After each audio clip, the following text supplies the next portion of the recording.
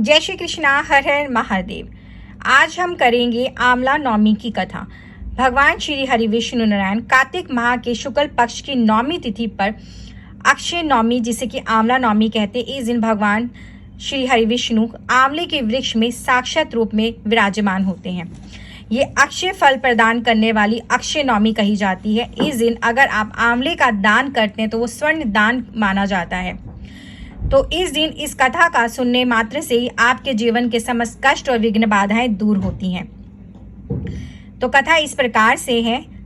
जय श्री लक्ष्मी नारायण भगवान की। एक आंवलिया राजा था जो रोजाना 1.25 मन सोने का आंवला दान करके जिमाता था।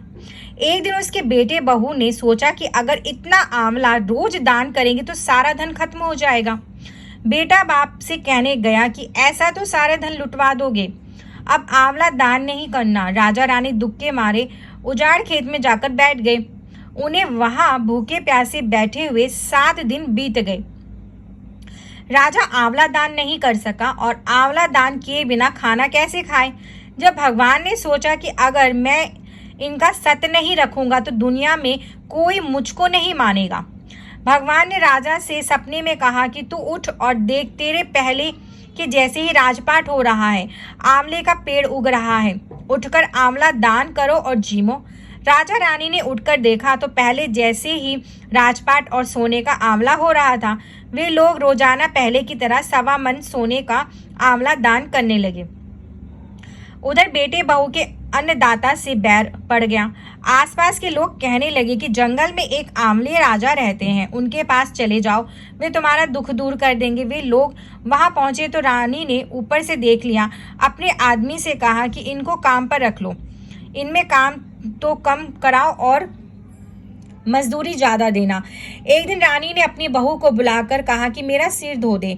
बहू सिर धोने लगी तो बहू के आंख में से आंसू रानी की पीठ पर गिर गया।